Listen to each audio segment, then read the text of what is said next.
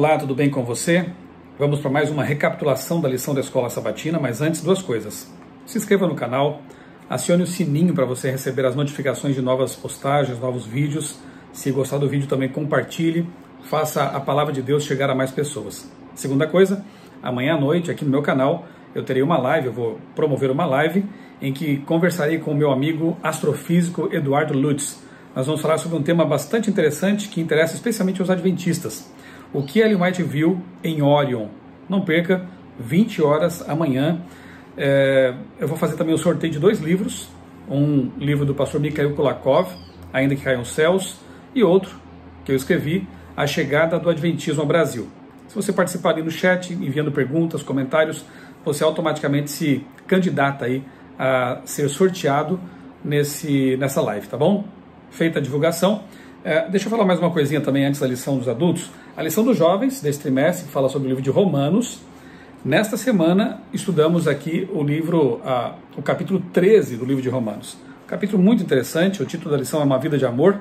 E eu gravei um vídeo e postei aqui no meu canal, convido você a assistir, justamente uma reflexão bíblica sobre Romanos, capítulo 13. Muito interessante, um capítulo que fala sobre as autoridades constituídas, o nosso dever para com o próximo e como devemos viver também enquanto aguardamos a volta de Jesus, tá bom? Fica aí então o meu convite para que você assista a esse vídeo. E a lição dos adultos então desta semana, ainda estamos estudando o livro de Isaías, uma lição muito boa por sinal, lição 11, Amor em Ação. Antes de nós recapitularmos aqui a lição, quero convidar você a comigo orarmos a Deus. Bondoso Deus, amado Pai, muito obrigado, Senhor, por esses materiais que nos têm ajudado a conhecer mais e mais a Tua Palavra. Muito obrigado pela inspiração, pela motivação que o estudo da Bíblia nos traz, a fim de que nós nos assemelhemos cada vez mais a Jesus e nos preparemos para a volta dele. Neste momento, Pai, eu te peço que o Teu Santo Espírito esteja conosco, aqui comigo e com os amigos que estão me assistindo, para que nós possamos compreender a Tua mensagem através do livro de Isaías, especificamente os capítulos 55 e 58 que estudamos nesta semana. Nós oramos e agradecemos tudo em nome do Senhor Jesus. Amém.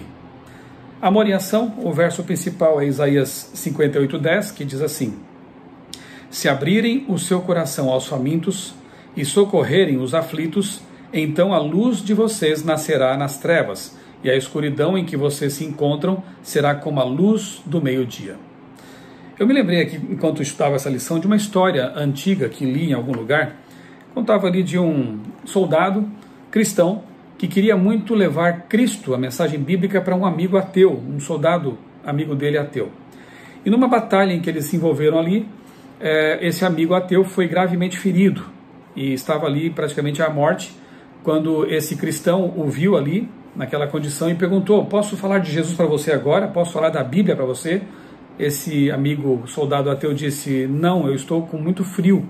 O soldado cristão deixou a Bíblia do lado, foi correndo buscar alguma coisa com que cobrir o colega ali, o amigo soldado, colocou a manta sobre ele e perguntou: agora eu posso falar de Jesus para você? Posso pregar sobre a Bíblia?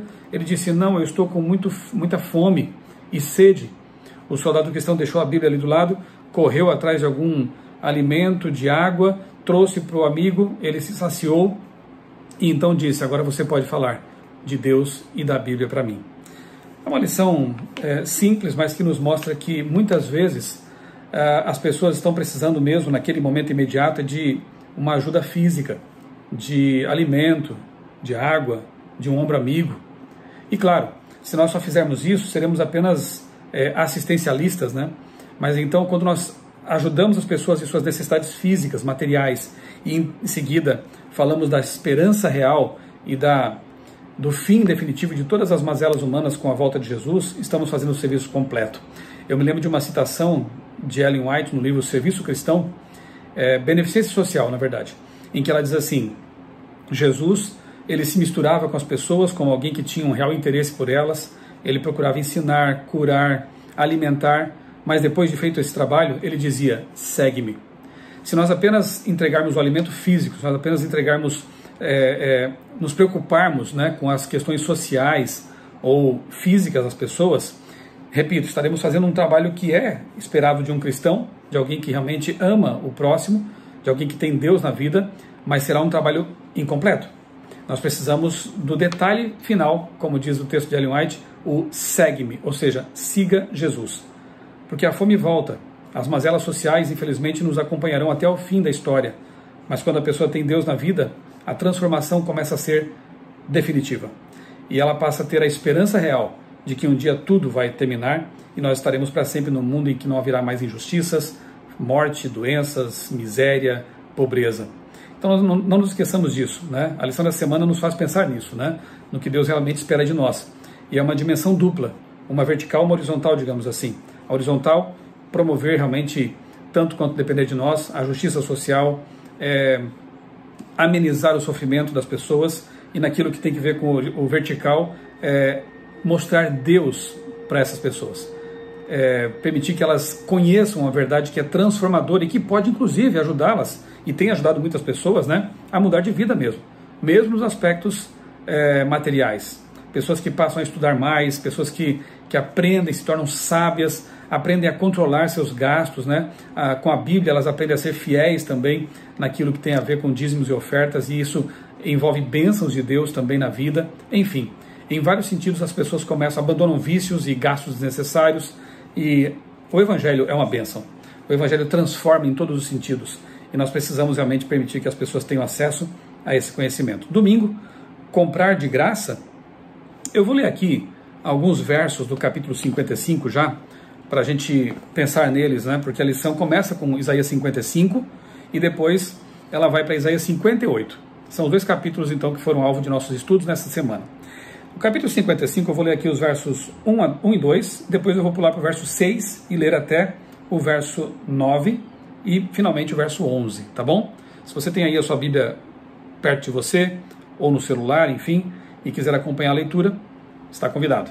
Isaías capítulo 55, 1 e 2, dizem assim: todos vocês que têm sede, venham às águas, e vocês que não têm dinheiro, venham, comprem e comam. Sim, venham e comprem, sem dinheiro e sem preço, vinho e leite. Por que vocês gastam dinheiro com aquilo que não é pão? Não é estranho, né? Comprar sem dinheiro. Venham e compram sem dinheiro. Venham e compram porque há um preço. E a lição nos faz pensar no detalhe importante de que a salvação é gratuita para nós, mas ela custou um alto preço para Deus. A salvação é de graça para os seres humanos pecadores, mas teve um alto preço que foi o sangue de Cristo derramado na cruz do Calvário. Por isso que aqui aparece essa expressão, essa frase interessante, né? Venham e comprem sem dinheiro, né?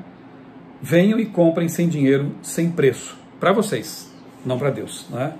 Então aqui na lição tem um trecho que eu achei interessante que diz assim: a palavra comprar enfatiza que é valioso o que Deus oferece às pessoas para atender às necessidades e desejos delas. Portanto, receber esse perdão requer uma transação, uma transferência de algo de valor. Deus oferece gratuitamente o perdão no âmbito de uma restaurada relação de aliança com o seu povo, mas não porque esse perdão foi gratuito para ele. O Senhor o comprou pelo preço terrível do sangue de seu servo, Jesus Cristo, o Messias. Embora seja gratuito para nós, esse perdão teve um custo enorme para Deus. Pergunta 2, leia 1 Pedro 1, 18 e 19. Qual foi o preço para a nossa salvação? Obviamente, o precioso sangue do Cordeiro de Deus, Jesus Cristo. E outro texto que era pedido aqui para que nós lêssemos, Efésios 2, versos 8 e 9, né? Deixa muito claro que a salvação é gratuita. A Bíblia inteira fala que a salvação é pela fé nos méritos de Cristo, né? É um dom de Deus, não pelas obras, para que ninguém se glorie. Basta aceitar aquilo que Jesus fez por nós. Sempre houve apenas um caminho de salvação: a graça mediante a fé. Claro que Satanás tenta ao longo da história introduzir distorções, né? A reencarnação, por exemplo, então obras meritórias, né? Penitências, tudo isso são conceitos antibíblicos, porque nós não podemos realmente conquistar a salvação, tampouco níveis melhores de existência por fazer o bem aqui na terra. Fazer o bem, praticar as obras, guardar os mandamentos de Deus, isso tudo é consequência da salvação. Isso tudo é uma resposta de amor ao Deus que me salvou. não é a causa da salvação, jamais poderia ser. Se nós pudéssemos de alguma forma contribuir meritoriamente com a salvação, nós estaríamos com isso rebaixando o sacrifício de Jesus. Ele é todo o suficiente. Note que aqui no 55 também diz assim: por que vocês gastam dinheiro com aquilo que não é pão? Ou seja, a Bíblia nos convida a realmente priorizar aquilo que é o mais importante. Pão, ele simboliza, claro, o alimento, mas também o conhecimento, ou seja, dê valor para aquilo que é essencial na sua vida, aquilo que é prioritário. Deus em primeiro lugar, o pão. Pão aqui é símbolo daquilo que é vital para nós, né? O que é vital para nós? Deus, a família, os relacionamentos, a saúde. A lição é muito importante, né? Verso 6 e seguintes: busquem o Senhor enquanto ele pode ser encontrado, invoque-no enquanto está perto. Que o ímpio abandone seu caminho mau e o homem mau os seus pensamentos. Converta-se ao Senhor, que se compadecerá dele, e volte-se para o nosso Deus, porque é rico em perdoar. Que promessa linda, né? Porque os meus pensamentos, aí um outro detalhe que a lição traz aqui, eu acho que já é na parte de parte de segunda-feira, pensamentos e caminhos elevados. O texto diz: porque os meus pensamentos não são os pensamentos de vocês, e os caminhos de vocês não são os meus caminhos, diz o Senhor. Porque assim como os céus são mais altos do que a terra, assim os meus caminhos são mais altos do que os seus caminhos, e os meus pensamentos são mais altos do que os pensamentos de vocês. E o verso 11 diz assim: assim será a palavra que sair da minha boca, não voltará para mim vazia, mas fará o que me apraz, e prosperará naquilo para o que designei. Ou seja, a pregação do Evangelho nunca é em vão, né? A palavra de Deus nunca volta vazia, alguma consequência, algum fruto, alguma reação existirá. Então pregue sempre, em todo tempo e fora de tempo, como diz a Bíblia, né? Porque a palavra de Deus é poderosa. Pensamentos e caminhos elevados. Deus é o Criador do universo. Deus é o Todo-Poderoso, Ele é onipresente, onipotente, onisciente, um Deus triuno, criou todo o universo. A gente não consegue e nem vai conseguir alcançar isso em toda a eternidade. Mas, no entanto, Ele é um Deus que se revela, se relaciona, um Deus que perdoa, né? Isaías 55, 6 a 9, a gente leu aqui: o Senhor diz que seus caminhos e pensamentos são mais altos do que podemos imaginar. No entanto, Ele se revelou à humanidade por meio da Bíblia, por meio de Jesus. Ele executou o plano de salvação para nos salvar, né? E em Cristo caminhou neste mundo, empoeirou seus pés aqui na terra, abraçou, se relacionou, comeu com pecadores. É um Deus maravilhoso, um Deus infinito, mas também um Deus que se revela, um Deus imanente e transcendente. A lição de segunda-feira cita aqui Ellen White, Minha Consagração Hoje, página 360, que diz assim: os anjos desejam examinar atentamente o tema da redenção. Será a ciência o cântico dos remidos por todos os incessantes séculos da eternidade. Não seria ele digno de atenta consideração e estudo agora? De nossa parte mesmo. O assunto é inesgotável. O estudo da encarnação de Cristo, de seu sacrifício expiatório e obra mediadora, ocupará a mente do diligente estudante enquanto o tempo durar. E, contemplando o céu, com seus inumeráveis anos, exclamará: grande é o mistério da piedade. Sim, desse Deus insondável, desse Deus infinito, maravilhoso, que salvou a humanidade morrendo na cruz do Calvário. Esse será um tema de estudo por toda a eternidade. E quanto mais estudarmos esse assunto, mais o nosso amor por Deus vai se aprofundar. Na lição de terça-feira começa então o estudo do capítulo 58 de Isaías, Companheiros de Jejum. Eu quero convidar você então a abrir a Bíblia nesse capítulo, avançar um pouquinho aí, Isaías 58. Eu vou ler aqui alguns versos desse capítulo. Na verdade merece ser todo ele lido, né, com atenção, porque realmente é um capítulo muito impressionante. Grite a plenos pulmões, não se detenha, erga a voz como a trombeta e anuncie ao meu povo a sua transgressão e à casa de Jacó os seus pecados. Então já começa aqui com uma mensagem forte, né? Grite a plenos pulmões, mostre os pecados do meu povo para que ele possa se arrepender. Passar a mão na cabeça de um pecador e dizer que está tudo bem é não amar de verdade. Quando nós entendemos que alguém está em perigo, nós precisamos advertir essa pessoa, assim como o profeta fez aqui.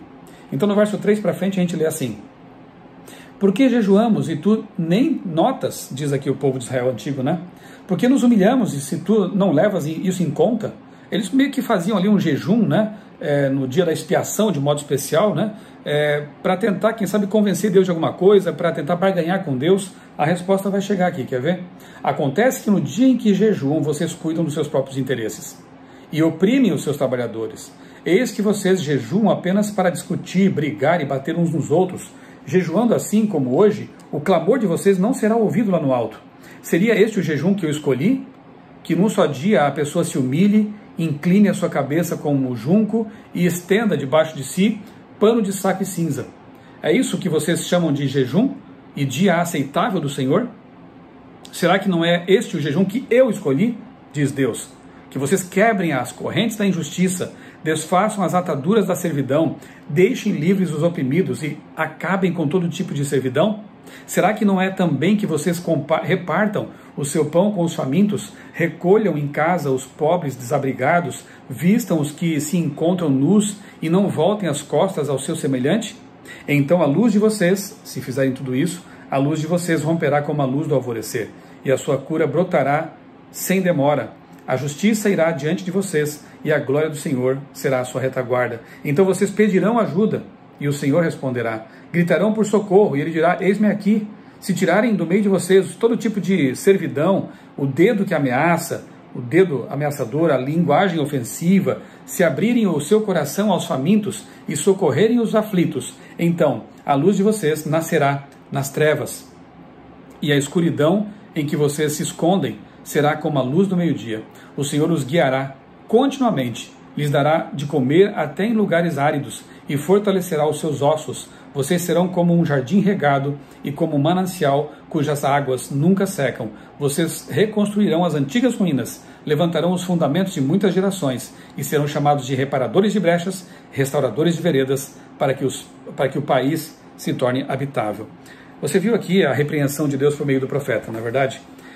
Não adianta ter uma religião de formalismos, de práticas formalistas, né, ritualísticas, se você não vive realmente a religião verdadeira, que lá em Tiago, né, é apresentada como sendo cuidar das viúvas, cuidar dos órfãos, daqueles que têm menos condições, que sofrem.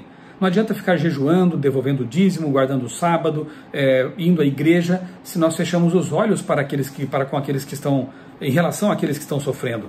Nós não podemos negligenciar as pessoas que sofrem neste mundo. Deus espera que nós sejamos suas mãos, seus braços, amparando essas pessoas. Aí sim, o jejum, as práticas, as cerimônias, digamos assim, né? Os rituais serão aceitos por Deus porque provirão de um coração realmente cristão, realmente transformado. Então essa lição aqui, a lição de terça-feira e de quarta-feira, nos fazem pensar então na importância disso, né? Enfrentamos o mesmo perigo apresentado nessa passagem, isto é, crer que nossos rituais religiosos de alguma forma revelam que estamos realmente obedecendo ao Senhor como Ele pede, não necessariamente, né? Então a lição de quarta-feira diz ainda, escritores dos evangelhos se concentram muito mais nos atos de misericórdia de Cristo, cura, alimentação e perdão aos necessitados, do que em sua fidelidade aos rituais. É interessante quando a gente observa, analisa a vida de Jesus, a gente percebe que ele dedicou muito mais tempo realmente a amenizar o sofrimento, eliminar muitas vezes o sofrimento daquelas pessoas que estavam ali padecendo, do que necessariamente cumprindo rituais. E aí, Mateus 25, 40 e Tiago 1, 27 nos fazem pensar mais uma vez que a religião verdadeira é visitar os órfãos, as viúvas, aquilo que fazemos ao próximo, né, como se estivéssemos fazendo a Jesus. Naquele último dia ele vai perguntar, né? Vocês não me alimentaram, não me vestiram, eu estava preso, não me visitaram. Quando, Senhor, que nós deixamos de fazer isso? Toda vez que vocês negligenciaram o cuidado do semelhante, daqueles que estavam sofrendo, vocês me negligenciaram. Deixaram de fazer a mim, diz Jesus. É algo muito sério para a gente pensar, não é verdade? E, quinta-feira, já encerrando então o nosso comentário, trata do último trecho ali de Isaías 58, versos 13 e 14, um tempo para nós. Eu vou ler aqui então esses dois versos com vocês, que dizem assim, se vigiarem os seus pés para não profanarem o sábado e se deixarem de cumprir, vou ler de novo aqui, se vigiarem os seus pés para não profanarem o sábado, se deixarem de cuidar dos seus próprios interesses no meu santo dia, se chamarem o sábado de meu prazer, o santo dia do Senhor, digno de honra, se guardarem o sábado, não seguindo os seus próprios caminhos, não pretendendo fazer a sua própria vontade, nem falando palavras vãs, então vocês terão no Senhor a sua fonte de alegria. Eu os farei cavalgar sobre os altos da terra e os sustentarei com a herança de Jacó, seu pai, porque a boca do Senhor o disse. Mais uma vez aqui Deus então enfatiza a necessidade de uma coisa real, não ritualista, não vazia, não fria, né? Então, semelhantemente, embora o contexto primário de Isaías 58 tenha que ver com o ritual ali cerimonial do dia da expiação, nós podemos também trazer isso para a prática do sábado da lei moral, né, do quarto mandamento da lei de Deus. Deus ele espera que nós realmente cuidemos de como guardamos esse mandamento, né? Não desviar o pé de profanar esse mandamento, né? Há 3 temas principais aqui então nesse capítulo 58, a abnegação, bondade social e o sábado. Somos abnegados, somos bondosos para com o semelhante, estamos realmente guardando o sábado da maneira certa e como Deus espera que o façamos, reconhecendo como memorial da criação, como um dia de liberdade, um dia de descanso, um dia para nos aproximarmos mais de Deus. Veja, se nós realmente formos fiéis no mandamento do sábado, se nós o guardarmos como Deus espera que nós o façamos, nós teremos maior comunhão com Ele. E mais próximos de Deus, amaremos mais o semelhante, seremos mais justos, bondosos, misericordiosos, caridosos. Então, a solução para nós é realmente nos aproximarmos de Deus para que possamos refletir seu caráter, sua vida, suas práticas ali entre os nossos semelhantes. Na sexta-feira tem um trechinho aqui do Ciência do Bom Viver, em que diz assim: nas paredes da nossa casa, nos quadros, na mobília, devemos ler: recolhe em casa os pobres e desabrigados. Em nosso guarda-roupa, cumpre-nos ler: veste-o nu. Na sala de jantar, na mesa coberta de abundante alimento, devemos ver traçado: reparte o teu pão com o faminto. Veja que chamada o profeta nos faz aqui, né? Que nós possamos realmente ter uma vida religiosa prática, é o que Deus espera de nós.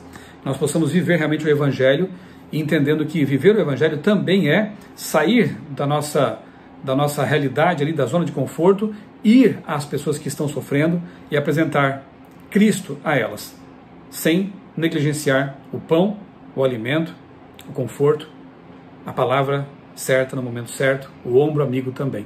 Que Deus nos ajude a imitar Jesus, porque Ele é o modelo ideal daquele que fazia tudo pelo próximo, sem deixar de dizer: segue-me.